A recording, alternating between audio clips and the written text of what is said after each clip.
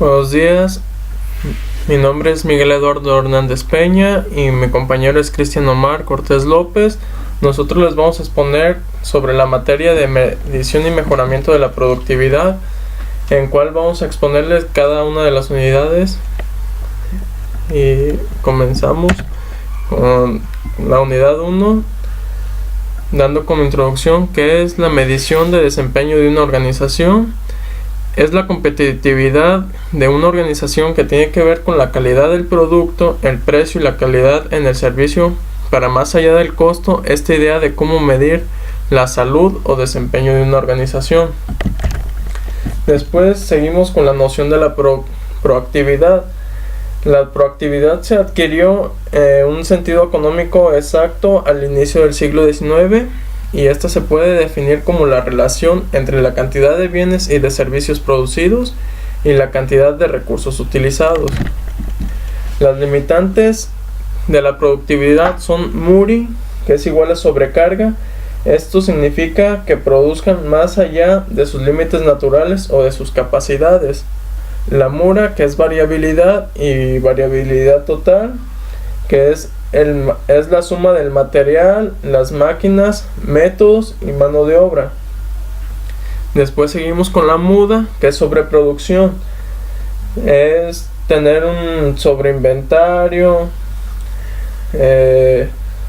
producciones defectuosas, movimientos de espera, transportes, energía, talento sin noción, contaminación, etc. El exceso de inventario es un desperdicio.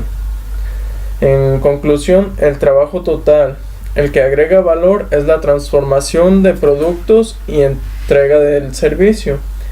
Y el desperdicio es el que deja evidencia física, como son órdenes defectuosas, constancias de quejas y rechazos. Y el que no se nota a simple vista, que es el peor, que son los paros y esperas, búsquedas, movimiento y transporte. La productividad como objetivo social.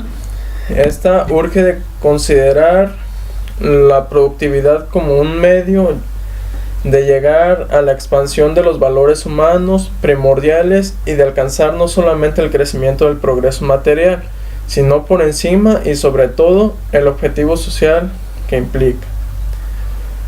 También tenemos la eliminación de desperdicios. En este mundo en que es vital invertir e innovar, es esencial el eliminar la inmensa pérdida de tiempo, de energía, de créditos, de materias primas, de esfuerzos humanos que resultan de las operaciones mal concebidas o mal ordenadas, de empresas de explotación en la mala condición, de hombres mal utilizados, de equipos de método y más generalmente de uno que carece de imperativos en nuestros tiempos, o sea que carecemos de inconsciencia en nuestros tiempos para no prestar tanta atención en lo que en verdad importa. Tenemos la necesidad nacional, que la productividad implica el crecimiento de la productividad, es una necesidad nacional. Esto para seguir creciendo y seguir mejorando cada vez más. Y el rendimiento, el progreso es el aumento de la felicidad con la cual el hombre domina las dificultades. Esta felicidad de la acción humana puede expresarse con una palabra muy conocida, como lo es el productividad de rendimiento. También tenemos el ahorro, que la productividad implica la economía o ahorro de los medios en relación con los fines perseguidos. Esto es el incremento de las medidas de productividad produciendo con menos capital y elevando más nuestros productos, con menos materia, con menos esfuerzos físicos y en menor número de horas. Y la actitud, la productividad ha venido a detonar más que una relación de insumo o producto. Representa una nueva actitud en la industria, una nueva actitud incisiva que intenta describir a medir un sistema de trabajo con mirar a encontrar y surgir como obtener un mejor provecho para el bien común. La personalidad es el conjunto de características físicas, genéticas y sociales que reúne un individuo y que lo hace diferente y único al respecto de todos los individuos. La proactividad hace referencia a una actitud presente en algunas personas que no permitan que las situaciones difíciles lo superen, que toman la iniciativa sobre su propia vida y trabajan en función de aquello que creen que pueden ayudarlos a estar mejor. Ahí tenemos que la calidad es la velocidad a la cual los bienes y servicios se producen, especialmente por unidad de labor de trabajo. También Juran 1990, la calidad la define que es un producto sea adecuado para su uso. Así, la calidad consiste en ausencia de deficiencias en aquellas características que satisfacen al cliente. La eficiencia se puede definir como la relación entre los recursos utilizados en un proyecto y los logros conseguidos en el mismo. La eficacia se puede definir como el nivel de consecución de metas y objetivos, y la efectividad se define como la cuantificación del logro de meta. La diferencia es que la eficiencia se enfoca en los recursos a utilizar de la mejor manera. La eficacia, que tiene que ver con los resultados y relacionada con el lograr los objetivos. Y la efectividad hace referencia a la capacidad de una persona, máquina o dispositivo para obtener el determinado resultado a partir de una acción. Los costos de la calidad y mala calidad. Los costos de la calidad son aquellos que incurren cuando se diseña, implementa, opera y mantiene los sistemas de calidad de una organización. Y los costos de mala calidad es la suma total de todos los recursos desperdiciados, tales como son el capital y mano de obra, por causa de la ineficiencia en la planificación y los procesos de trabajo. A continuación, estas son todas las fórmulas que se utilizan para calcular la productividad, que viene siendo: la productividad es igual a producción entre insumos. Después tenemos que la productividad humana es la producción entre los insumos humanos, que son todos los recursos que se gastan en los humanos.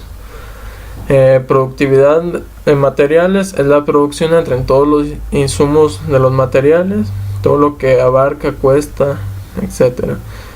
Productividad capital, todos los insumos, eso es todo lo que gastamos, etc. Productividad energía, producción es igual a insumos de energía, se refiere a todos los gastos como electricidad, cosas así. Y productividad otros gastos es igual a la producción e insumos otros gastos que no se tenían contemplados y que se tuvieron que agregar. La productividad puede definirse como la relación en la cantidad de bienes y servicios producidos y a la cantidad de recursos utilizados, como lo vimos en la fórmula anterior. Para calcular la productividad es la producción entre los insumos. La importancia de la productividad. Es el único camino para que un negocio pueda crecer y aumentar su rentabilidad o sus utilidades. Es aumentando la productividad. Y el instrumento fundamental que se origina una mayor productividad es la utilización de métodos, como es el estudio de tiempo y un sistema de pago de salarios hacia los trabajadores más altos, y así te pueden rendir mucho mejor. ¿Cuándo y dónde se origina el concepto de productividad? Aparece por primera vez en un artículo de Queensrÿche en el año 1776 en Inglaterra, tiempos en que nacía la economía como ciencia, con el libro de Adam Smith, La riqueza de las naciones.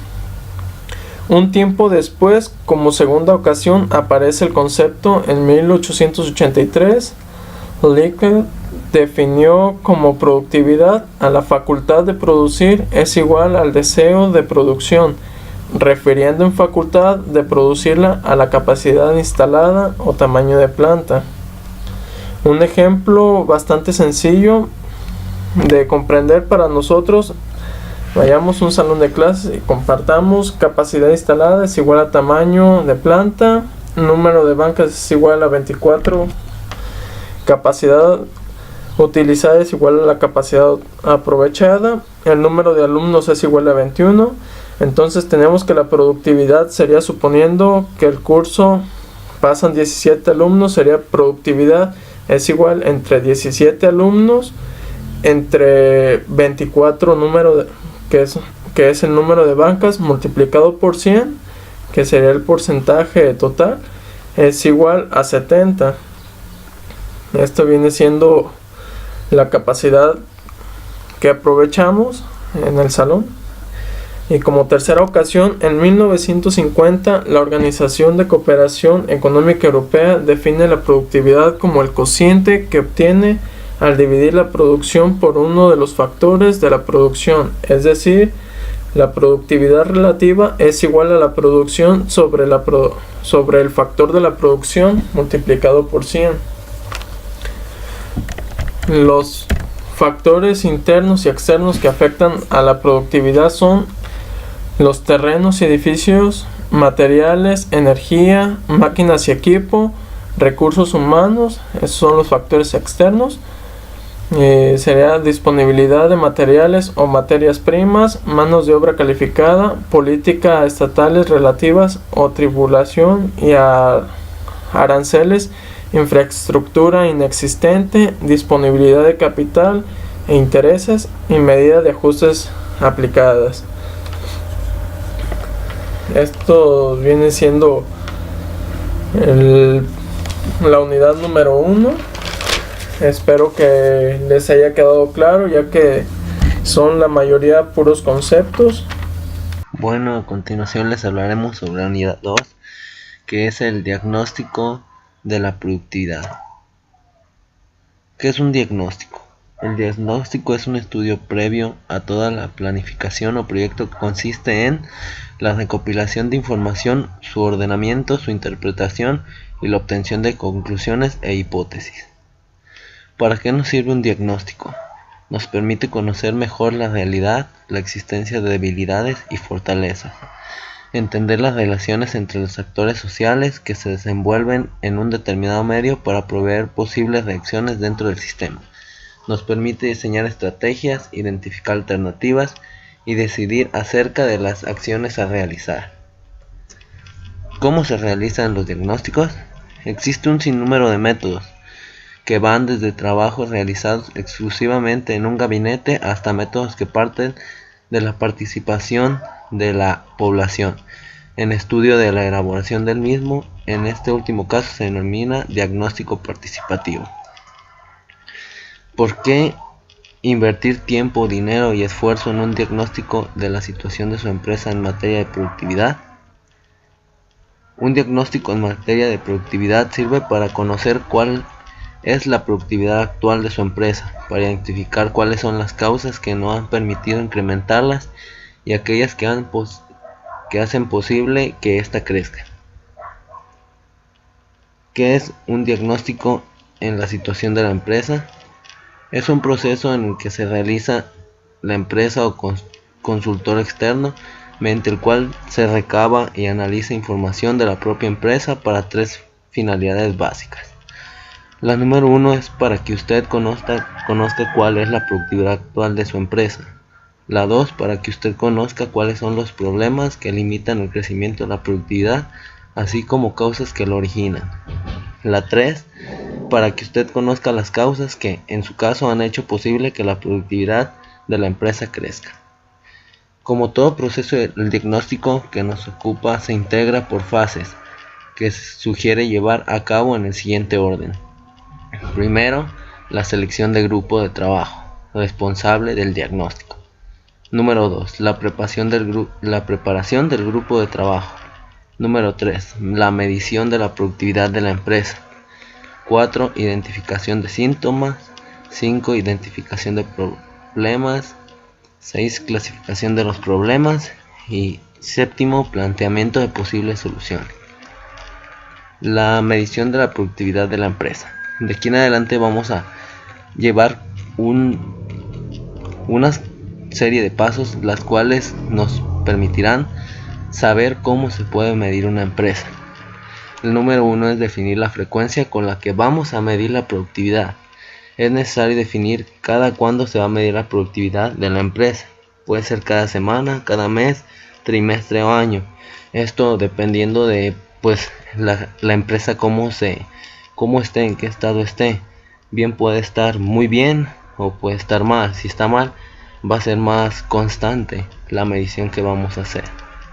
Los ejemplos de síntomas que pueden presentarse en una empresa, que en su caso vamos a hacer el diagnóstico, se nos puede presentar que haya un aumento de los costos, la alta rotación del personal, el aumento de quejas de los clientes, la pérdida de clientes importantes, incrementos de desperdicios, fallas continuas de maquinaria y equipo, conflictos laborales constantes, problemas de inventarios excesivos o la reducción de ellos, conflictos interpersonales e interdepartamentales, problemas de calidad en productos y servicios, errores en los procesos, incremento de los plazos de entrega de los clientes. La identificación del problema. Aquí es cuando ya analizamos, vimos los síntomas, identificamos cuáles son nuestros problemas, qué es lo que nos hace que nuestra empresa no funcione de la mejor manera. Cuando los síntomas se manifiestan en una empresa y hayan sido identificados, es necesario realizar un análisis más profundo para detectar las causas que generan esos síntomas. Los síntomas los tomaremos como un fallo, como algo que está impidiendo que mi empresa crezca. Después clasificamos los problemas. En esta fase se debe hacer una lista ordenada de los problemas identificados, colocando al inicio aquellos que son más importantes para la empresa. Los vamos a ordenar del que más nos afecta o más nos impacta hasta el que menos, hasta el que nosotros consideramos o considera nuestro grupo de trabajo, ya sea como estemos trabajando, que sea uno más importante que otro. Planteamiento de posibles soluciones. Luego de identificar los síntomas y problemas que hay detrás de esos síntomas, así como clasificar dichos problemas y asignarles un orden de importancia, el paso siguiente consiste en proponer soluciones iniciando por el problema. Esto para tener varias alternativas para atacar ese problema y por fin contrarrestarlo o llevarlo poco a poco e irlo terminando.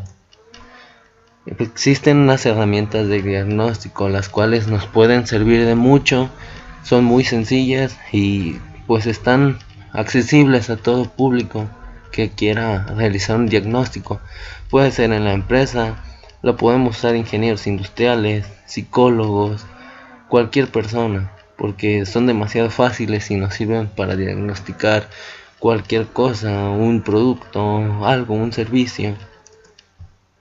Está el análisis FODA, que es conocido también como DAFO, que es una herramienta de estudio de la situación de la empresa, institución, proyecto o persona, analizando sus características internas.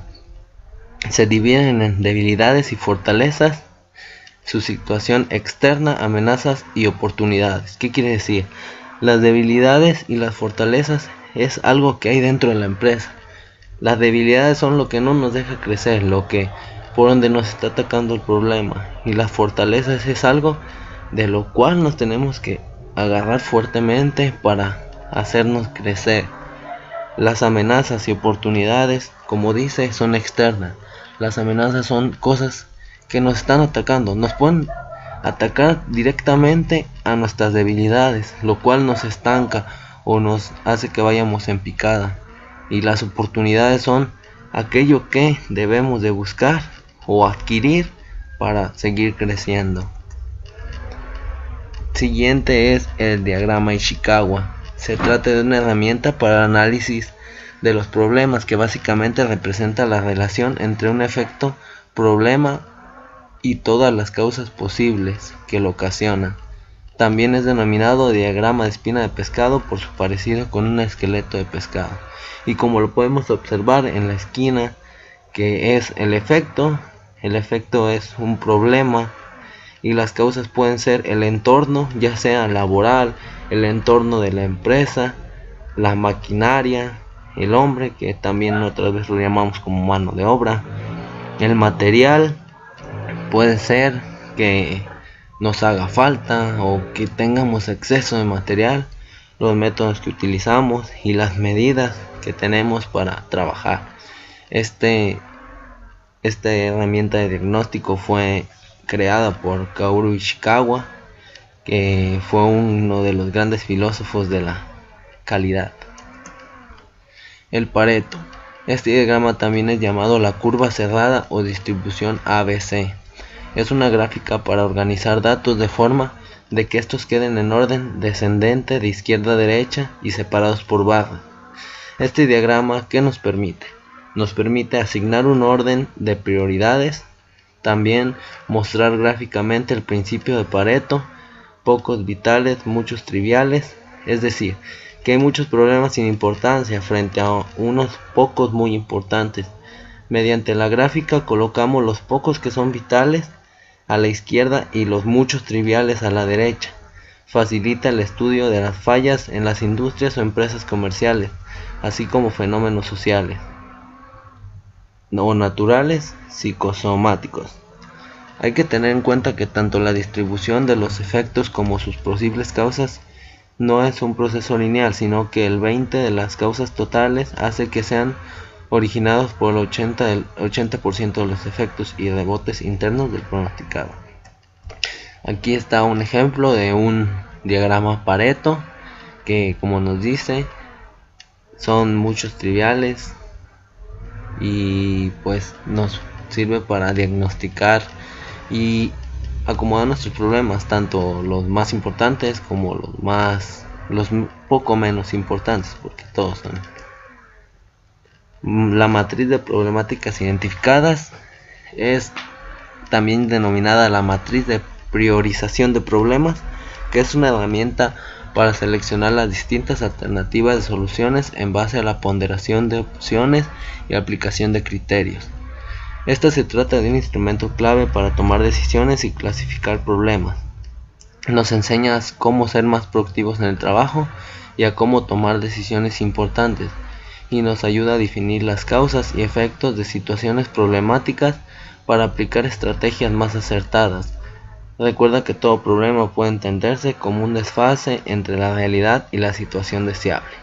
Igualmente, en la esquina mostramos un ejemplo que es el cuadrante 1, los problemas pasivos o efectos de los problemas críticos. Cuadrante 2, problemas críticos o centrales. Problema 3, problemas indiferentes. Cuadrante 4, problemas activos o causas de los problemas críticos. Esto, pues bien, el cuadrante 1 es ¿cómo decirse? Lo que conlleva el cuadrante 2, que son los problemas críticos centrales, son como su otra parte, lo que lo ocasiona, digamos. El DOP. El DOP es un proceso que se define como conjunto de actividades entrelazadas entre sí, que partiendo de uno o más inputs, entradas, se le transforma generando un output, resultado. Los procesos, para poder ser gestionados, deben ser medidos con indicadores de productividad y calidad. El análisis de un proceso es la descomposición de esta en sus diferentes fases de trabajo a fin de estudiarlas y averiguar su eficiencia. Este es el punto de partida para mejorar los procesos. Como vemos también en la esquina, tenemos un ejemplo que es un DOP, diagrama de operaciones, y nos muestra cómo son distintas figuras. No todas significan lo mismo. Una significa el inicio o proceso y la otra es un dato. El diagrama de flujo. Este diagrama describe un proceso, sistema o algoritmo informático. Se usa ampliamente en numerosos campos para documentar, estudiar, planificar, mejorar y comunicar procesos que suelen ser complejos en diagramas claros y fáciles de comprender. Los diagramas de flujo emplean rectángulos, óvalos, diamantes y otras numerosas figuras para definir el tipo de paso, junto con flechas conectoras que establecen el flujo y la frecuencia. El ejemplo nos muestra que la lámpara no funciona. Entonces, la lámpara no funciona, esa figura es un inicio. Ahí está nuestro problema. De ahí partimos a una decisión. La decisión es, ¿está enchufada la lámpara? Es una pregunta. Si no, ¿qué debemos de hacer? Enchufar la lámpara. ¿Para qué? Para que esta funcione. Si sí está enchufada, debemos verificar y hacernos la pregunta de, ¿está quemada la ampolleta o el foco? Si sí está quemada, cambiar la ampolleta. Si no, comprar una nueva lámpara, porque pues si descartamos todos los problemas, la lámpara no va a funcionar y pues necesitamos adquirir una nueva. Unidad 3. Medición de la productividad. La productividad de un factor de producción es la cantidad de producción que se le imputa a una unidad de factor de producción. Productividad del capital es igual a la producción entre la unidad de máquina. Productividad del trabajo es igual a la producción sobre la unidad de trabajo, y la productividad total es igual a la producción entre los recursos utilizados. La productividad total de una empresa es igual a la relación que hay entre la cantidad total producida y la cantidad total entre los factores empleados. Y la productividad total de la producción es la cantidad de producción de bienes, de un bien o varios bienes que se le imputan a los factores de producción empleados. Tenemos aquí el concepto de capacidad y sus tipos y los tipos de capacidad que hay. El concepto de capacidad es la tasa de producción máxima de un proceso o de un sistema.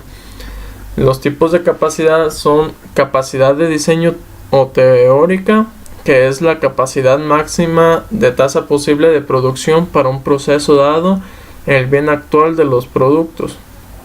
La capacidad efectiva es la mejor tasa de producción razonable que pueda lograrse. Y la capacidad real o utilizada es la tasa de producción lograda en el proceso. Y a continuación vamos a presentar las fórmulas de estas capacidades, que son los principales indicadores de capacidad. Es la utilización es igual a capacidad utilizada entre capacidad diseñada o teórica. Y la eficiencia es igual a la capacidad utilizada entre la capacidad efectiva. La productividad parcial es la relación entre la cantidad producida y un solo tipo de insumo. La productividad total es la relación entre la producción total y la suma de todos los factores de insumo. Más adelante viene un ejemplo en el cual explicaremos cómo se calcula cada uno de ellos. La eficiencia es la relación entre la producción real obtenida y la producción estándar esperada. Ineficiencia es toda aquella parte que no se logra cumplir. La demasia es hacer más de lo que se esperaba. Se le conoce también como sobreproducción. La eficacia es la proporción de la cantidad obtenida de productos o servicios y la cantidad fijada como meta. La fórmula de la eficacia es igual a productos o servicios obtenidos entre la meta programada. Los resultados que se esperan de la eficacia son mejoramiento de métodos y sistemas, reducción de ausentismos y rotación, reducción de tiempo de aprendizaje, reducción de supervisión, reducción de pago de tiempo extra, reducción de costo extra de mantenimiento de máquinas, reducción de conflictos entre empresa y trabajador, mejoramiento de la calidad, estimulación de ascensos dentro de la empresa, reducción de accidentes y mejoras en la comunicación. También tenemos que la meta es la cantidad definida de trabajo que debe alcanzarse en un tiempo definido. La meta también se obtiene como el resultado de estudios de tiempos y movimientos de las tecnologías y de condiciones óptimas de trabajo. Y lo que se presenta es el concepto Oriental, Lo que es la meta es una cantidad definida del trabajo que se debe alcanzar en un tiempo definido. Y el muestreo del personal, de los tiempos de personas diferentes en horas diferentes del día y en días diferentes de la semana. Diferente, puesto que no todas las personas tienen el mismo ritmo de trabajo entre sí y a diferentes horas del día y en diferentes días de la semana. Con la información que acabamos de ver, podemos determinar la medida aritmética del tiempo, el tiempo mínimo, que se le conoce como el óptimo, y el tiempo máximo, que se le conoce como pésimo, obtenidos, y se aplica la siguiente fórmula, que es igual al tiempo estándar, es igual al tiempo óptimo, más 4m, que sería la media, más el tiempo pésimo, todo dividido entre 6, es la fórmula general, donde m significa media, TO significa tiempo óptimo y TP significa tiempo pésimo. A continuación vamos a hacer un ejemplo para calcular la productividad parcial, total, hacer muestreos y sacar la meta. Dice así: la fábrica de rollos San Rafael presenta los siguientes datos que se tomaron en cuenta durante una semana, los cuales están referidos a la cantidad de productos obtenidos y los recursos que se utilizaron. Tenemos que en su producción obtuvo 35,000 pesos, en sus recursos humanos tuvo gasto 1,200, en los recursos materiales 5,000 pesos, recursos capital 2,000 pesos, recurso energía 500, recurso otros gastos 300. Y a continuación se muestra el formulario para sacar la productividad parcial. Igual, y aquí tenemos para sacar la productividad total. Con la que vamos a empezar va a ser con la productividad humana, que es igual a producción, insumo, tiempo humano, y así consecutivamente. Productividad de materiales, productividad de capital, productividad de energía y productividad de otros gastos. Para la producción humana, recordemos que nuestra producción fue 35,000 y en la humana se gastaron 1,200, como los tenemos aquí. Producción 35,000 y recursos humanos 1,200. Entonces aquí se hace una división, que son 35,000 entre los 1,200, que nos arroja que fue un total de 29.16. A continuación tenemos la producción material, que vamos a hacer lo mismo, es 35,000 entre los 5,000 pesos que gastó y nos da un total de 7. Igual producción capital 35,000 entre los 2,000 pesos, que esto nos arroja un dato de 17.5. Después producción de energía 35,000 entre los 500 que se gastaron. Y por último la producción otros gastos, que es igual a 35,000, que es la producción, sobre los 300 que vienen siendo otros gastos, que aquí los tenemos. Ya esto nos arroja que fueron 116.66. Ahora, para poder sacar la productividad total, vamos a dividir los 35,000 pesos de la producción entre todos los datos que tenemos, como la producción humana 1,200, material 5,000, capital 2,000, energía 500 y otros gastos 300. Vamos a realizar la operación. 35,000 sobre 1,200 de la producción humana, 5,000 del material, 2,000 del capital, 500 de energía y 300 de otros gastos. Esto nos arroja un dato que es 35,000 entre 9,000, que fue el total que obtuvimos de las producciones parciales, y nos arroja un dato que es 3.88 en nuestra productividad total que tuvo la empresa. Ahora, para poder sacar la eficiencia, vamos a hacer La producción de un empleado es de 166 unidades por día, mientras que la que se espera hacer por día son 190 unidades. Entonces, la eficiencia del empleado es 166 unidades entre 100. Las 166 unidades son las que hace por día, mientras las 190 que esperaban hacer. Esto nos arroja un dato que es 0.87, el cual lo vamos a multiplicar por el 100%, que es lo que se espera, y nos dice que es igual al 87%. Esto nos indica que el 87% de lo que nosotros esperábamos hacer como meta se logró, aunque existió un 13% de ineficiencia. Los tiempos que se tomaron en minutos al empleado durante la producción fueron los siguientes: 12 minutos, todas es en el mismo proceso. Hizo 12 minutos, después 15, después 13, consecutivamente 12, después 10, 14, 16, 13 y por último 15.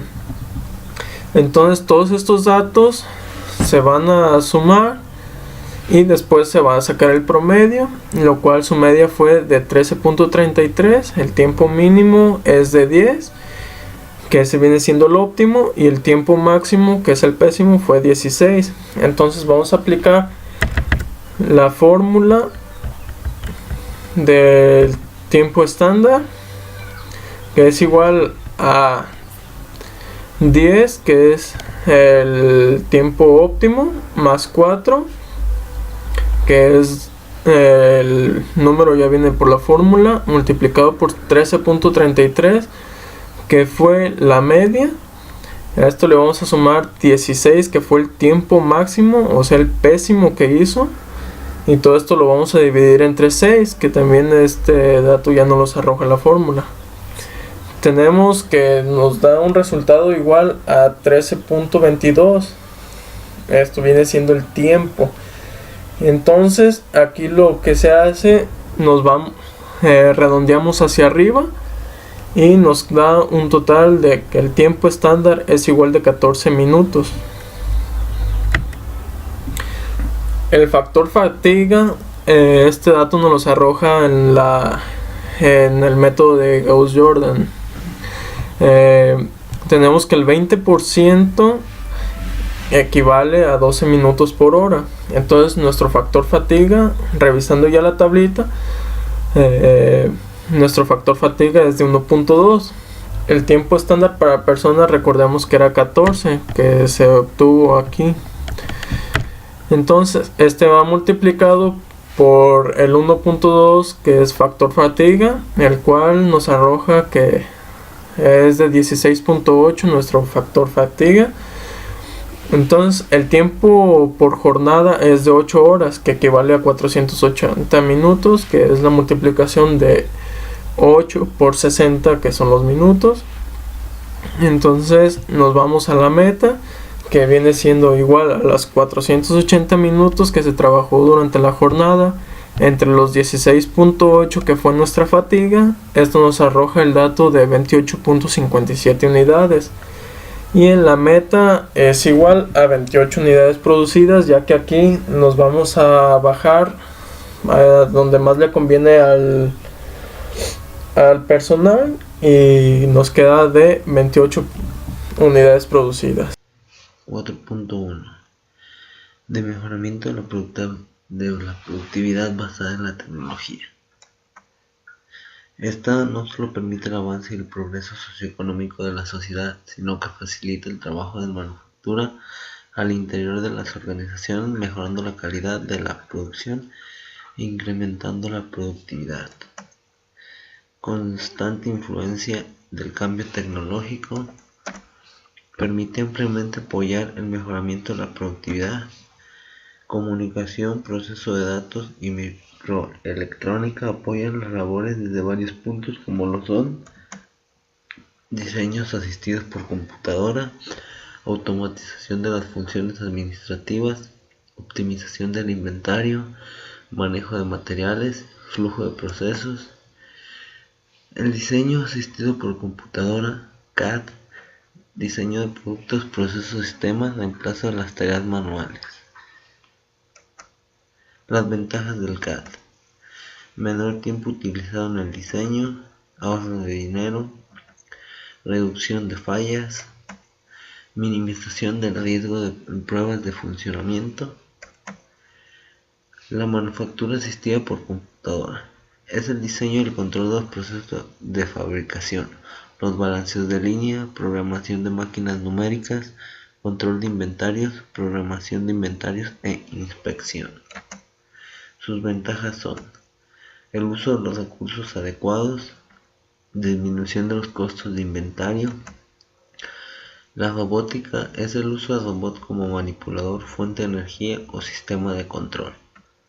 Sus ventajas son la rapidez de realización, facilidad de manejo de materiales, son aptos para trabajos difíciles o difusos, además de que también precisos, como lo observamos en la imagen, que realizan soldaduras o cosas como colocar un vidrio de una forma exacta, precisa, sin margen de error.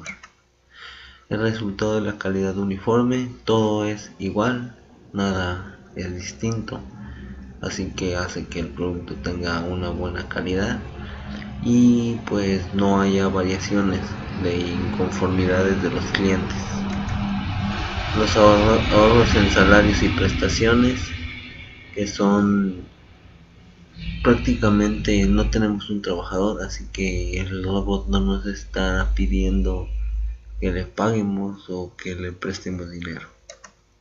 El mejoramiento de la productividad general, ya que pues estos no descansan, están trabajando todo el año prácticamente, día y noche, no necesitan dormir, no necesitan vacaciones, no necesitan nada, además que no se enferman.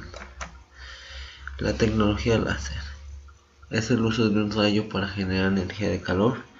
Las partículas de luz excitadas con corriente emiten energía en forma de luz. Hacen cirugías con el láser, cortado de materiales, inspecciones. Las gráficas por computadora son gráfica de datos en tiempos menores y con más exactitud de los cálculos. La automatización se dice así cuando una máquina tiene la capacidad de convertir ciertas actividades en autónomas y que su funcionamiento se regule y se autointerrumpa si lo amerita. Es decir, la máquina hace todo, el robot hace todo y prácticamente no hay mano humana, no hay, como lo mencionamos, prestaciones o incapacidades, accidentes. Bueno, puede haber accidentes, pero no pueden ser fatales con que se cobren una muerte o algo así. Se dice automatizado cuando el equipo ha sido diseñado para monitorear y o vigilar sus actividades y a su vez cuando presenta alguna falla deja de funcionar. Es decir, tenemos una línea donde tenemos brazos robóticos. Si fallara uno, se detuviera por alguna circunstancia, los demás se detienen porque no van a generar un fallo en la línea o más bien algo que pues sea irreversible para la planta. Sus ventajas se basan en el desarrollo de labores empresariales que antes eran realizadas por el hombre, es decir, vienen a sustituir al humano. Siguientes son las técnicas de mejoramiento de la productividad en la mano de obra. La productividad puede definirse como la relación entre la cantidad de bienes y de servicios producidos y la cantidad de recursos utilizados. Las técnicas de mejoramiento. En esta parte de mano de obra vamos a ver, pues, como quien dice, la parte trasera de las técnicas de mejoramiento de la tecnología, ya que en uno usamos robots para hacer un trabajo y en las otras hablamos puro de humano, no estamos hablando de ningún robot, es decir, se contradicen. Tal vez las dos cosas sean buenas para la empresa, pero ya dependería de la filosofía de cada empresa. Bien, pues el primer punto para las técnicas de mejoramiento de la mano de obra son los incentivos financieros individuales, que existen estos e incitan a incrementar la productividad de la mano de obra. Son recompensas vinculadas al desempeño de los trabajadores. Son procesos sencillos de calcular y equitativos. Es decir, que si mi trabajador trabaja muy bien, le doy un incentivo, una pequeña cantidad de dinero más para que se desempeñe mejor, y así los demás, como ven que es equitativo, lo hagan también para recibir esa cantidad de dinero. Los incentivos financieros grupales. Esta técnica pues prácticamente es igual, es un incentivo, pero es a nivel de grupo, y esta pues es para la empresa más factible y se intensifica un trabajo en equipo, ya que pues todas las personas colaboran en él y ponen su grano de arena para que pues, sea mucho mejor que los demás, y adquirir ese incentivo financiero que pues tanto le hace falta a la gente. Las prestaciones son beneficios y premios intangibles que animan e incentivan al empleado porque se encuentran un apoyo externo de la empresa para sus vidas de los trabajadores. Es una forma de mostrar que a la empresa le importa a sus empleados, se sienten parte de, y al cual se sienten en un estado de confort. La promoción de empleados. Esto se refiere a elevar la posición de un empleado, ya sea por mérito o por antigüedad. Se proporcionan por el desempeño relevante en conseguir el puesto de trabajo y constituye un premio que le otorga a la empresa el empleado. Es decir, si pues yo entro a una empresa y conforme a mi antigüedad voy adquiriendo mucho conocimiento, pues obviamente voy a saber más que los demás, y más si los altos, los que están más arriba que yo, van saliendo, obviamente yo voy a ir aumentando, voy a ir elevando mi puesto, mi posición, y pues también ahí repercute mucho el mérito que tú hagas. Si pues haces mucho por la empresa y te preocupas mucho por la empresa y todo, obviamente pues vas a crecer. La rotación del trabajo. Esto implica que los trabajadores de un grupo o línea de producción intercambian sus puestos un número determinado de veces durante el día, de manera que el operario varía la actividad que desarrolla. Esto bien funciona para que el empleado pues se sienta más a gusto. Vamos, si un empleado está taladrando un pedazo de metal y su jornada es de 8 horas, estar taladrando ese pedazo de metal 8 horas continuamente hace que se canse, le puede causar hasta una lesión. Vamos, a lo cual lo roto, que haga otra cosa, y ya realiza otro movimiento en el cual ya descansan sus músculos, descansa él mismo, y para él es mejor y para los demás también, porque pues estarían realizando demasiadas actividades que no tuvieron que ver con el mismo movimiento. La participación del trabajador es el compromiso mental y el ánimo que tiene una persona para contribuir con las metas de un grupo y compartir la responsabilidad. Es un proceso que permite la intervención del trabajador en la planeación y la instalación del cambio.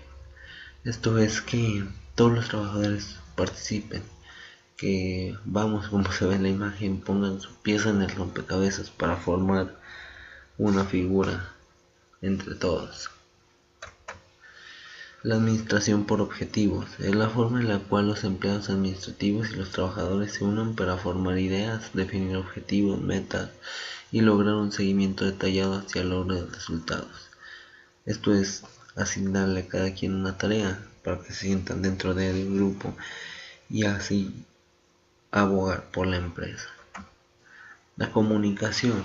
Esto es muy importante dentro de la empresa, ya que se refiere al flujo adecuado de la información entre todas las partes de la empresa. El propósito final de una comunicación es el entendimiento mutuo entre el trabajador y el jefe. Esto es que tanto un empleado, diríamos vulgarmente y tal vez discriminadamente, X, se comunica con alto mando. Esto puede hacer que la empresa sea más unida, como son un grupo, desde el más menor hasta el más mayor, formar una red, y una red pues es fuerte, a lo cual eso provocaría en la empresa, haría fuerza, haría unión, y los trabajos se desarrollarían de una mejor manera. El mejoramiento de las condiciones de trabajo. Esta técnica de mejoramiento de la productividad se centra en adecuar correctamente las condiciones laborales de los empleados. Una auditoría detallada de las condiciones de trabajo desde cada actividad. El diseño de las mejores condiciones de trabajo, la instalación y mantenimiento del lugar de trabajo. Esto es bien para crear confort en el trabajador, que él se sienta cómodo y que en vez de decir, ay, voy a volver al trabajo, diga, ay, qué gusto, voy a trabajar, voy a hacer lo que me gusta y voy a estar cómodo. No voy a estar incómodo, no voy a estar en mi silla dura o no sé, en un lugar donde no quepo. La capacitación es el incremento de las capacidades humanas que aumentan la habilidad de la fuerza de trabajo y permite cumplir con las demandas de crecimiento y de cambio de la empresa. Esto es colocar o imponer una información dentro de un nuevo empleado o ya empleados que ya tienen tiempo pero que estamos en un proceso de cambio y necesitamos capacitarlos para que se unan a las nuevas ideas, o pues como en el caso que alguien entre, lo capaciten para que realice las actividades como se hacen en la empresa. La educación se refiere al nivel de educación, ya sea superior, universitario o de entrenamiento técnico que tiene el empleado. Si un trabajador ha adquirido una buena educación, puede aplicar sus conocimientos a los trabajos de la empresa y así aumentar la productividad. Esto es colocar mi gente por en base a la educación y tomarlas en cuenta si tiene una buena idea. Y supongamos que tengo un administrador en mi empresa y mi empresa tiene problemas en ello, pues a él colocarlo ahí y que me facilite o me ayude a hacer un cambio en la empresa, hacerle un bien. El tiempo flexible se conoce como un sistema personal de horarios que se le otorga al empleado, donde tiene la libertad y al mismo tiempo la responsabilidad de determinar su horario de trabajo. Esto pues hace también que el trabajador se sienta cómodo, él ponga su horario y no se sienta presionado, siempre y cuando cumpla con la jornada laboral. El reconocimiento. Esta técnica es un proceso donde el administrador reconoce el desempeño y los esfuerzos del empleado en términos de buena productividad. En este caso, supongamos que es un incentivo verbal. Vamos, que mi trabajador hace un buen trabajo y yo le digo, muy bien, muy buen trabajo hiciste hoy, o estás haciendo muy buen trabajo. Esto se deposita en la mente del empleado y a lo cual provoca que a la otra lo haga mejor, porque le gusta estar escuchando que yo le diga, lo hiciste bien, lo hiciste bien, lo hiciste bien, en vez de darle un dinero, yo me lo puedo dar y él moralmente crece y crece su productividad. La penalización. Aunque su aporte es negativo, penalizar ciertos comportamientos es una efectiva técnica de mejoramiento de la productividad porque indica que no se debe realizar, así se evita que se refuercen. Esto pues bien es como un castigo que damos a los empleados. Puede ser que tengan una falta administrativa o algo, que sepan que hay algo que los puede afectar tanto a ellos como a un grupo de trabajo. La administración del tiempo es principalmente efectiva en los trabajadores de planta, ya que permite un orden del tiempo en el cual se evitan los momentos de ocio. Esto es, un grupo trabaja, otro toma un break. el grupo está tomando el break, vuelve al trabajo y el otro, el que estaba trabajando, va a un break. Está la empresa produciendo y los trabajadores están doblando sus tiempos, están tomando sus tiempos que son, digamos, para ellos de una manera bien y a mí no me afectan como dueño de la empresa. Las técnicas de mejoramiento de productividad basadas en los materiales. El control de inventario son sistemas que se ocupan de dos problemas básicos: cuándo ordenar y el costo de mantener. Un sistema de inventario debería incluir lo siguiente: el desarrollo pronóstico de la demanda, la medición de costo de inventario, CO igual a costo de ordenar, departamento de compra, CM costo de mantener, departamento de almacén. 3. El registro y llevar cuenta de los artículos. 4. Métodos: recibir, manejar, almacenar y dar salida a los artículos. 5. El sistema de información. Esto es muy importante como en los almacenes. Digamos, cuánto me cuesta tener el producto en almacén, ordenarlo. Esto en ocasiones hay empresas que no lo hacen. Hacen el famoso just in time, y lo cual es entra y sale, no hay almacén. Esto les evita el costo de inventario, el costo de ordenar y el costo de mantener, a lo cual no necesitan preocuparse por esto. Tipos de medidas de inventario: la cantidad económica de pedidos, CEP, EOQ, EOQ con descuento, EOQ dinámico y sistema ABC. Cantidad económica de pedidos, CEP, es el modelo más sencillo de inventario y consiste en ordenar una cantidad de tal manera que el costo total de inventario sea mínimo. La fórmula sería CT igual a CTO ordenar más CTO de mantener. Esto es pues prácticamente directo al inventario: cuánto me cuesta ordenar mi producto y mantenerlo ahí. El costo de ordenar: el departamento de CTO de mantener 1, los fletes, transportes, papelería, sueldo de departamento, servicios y la depreciación. Estos son algunos de los costos que me conlleva el ordenaje. Los costos de mantener en el departamento de un almacén serían las estivas, sueldo de departamento, los servicios, la apreciación y depreciación del equipo. Como pues sabemos, el producto ya una vez vendido va perdiendo su valor, dependiendo lo que sea.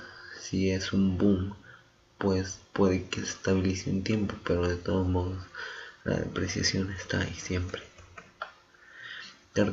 Características del EOQ: no faltantes de inventario, las deposiciones instantáneas, el costo de ordenar es igual al costo de mantener y el consumo uniforme. El sistema ABC: este sistema ayuda a clasificar los artículos en 3 categorías ABC. La A son los artículos de alto valor, la B los de valor medio y la C los del valor bajo. El MRP es la planeación de requerimientos de los materiales. Bien, la diapositiva anterior me quiere decir que ordenar los productos de un nivel, digamos, de alto valor, pues no funciona mucho, ya que estos productos pueden salir primero, ya que al bajar nos generan más pérdidas. Los de valor medio pues no le tomamos muy buena importancia intermedia, y los de bajo valor pues podría decirse entre comillas que son X, pero no lo son porque igual generan algún tipo de costo. Este es un plan de requerimientos, es una técnica de planeación y control administrativo, y su función de procedimiento inicial es trabajar desde adelante para atrás, a partir de las cantidades planeadas y de las fechas de transmisión terminación, para los productos finales dentro de un programa maestro de producción para determinar qué y cuándo se debe ordenar. Esto es hacer un plan, llevar un control de qué requerimos para producir, no tener exceso de inventario, igual reducir nuestro costo de mantener, de ordenar y de hacer un inventario. Se trabaja con 3 fuentes de información: la demanda esperada, los artículos terminados. Esto bien para saber cuánto adquirimos, no tener más de lo que vamos a vender. Los registros de la lista de materiales. Esto llevar un control sobre lo que necesitamos. Y los registros de los estados de los inventarios. Esto para saber qué hay y qué hay que ordenar y qué no. El control de la calidad son los mecanismos, acciones, herramientas realizadas para detectar la presencia de errores. Bien, pues con eso finaliza el video. Esperamos que les haya dejado algo, les haya dejado información, pues, y que lo utilicen de una buena manera.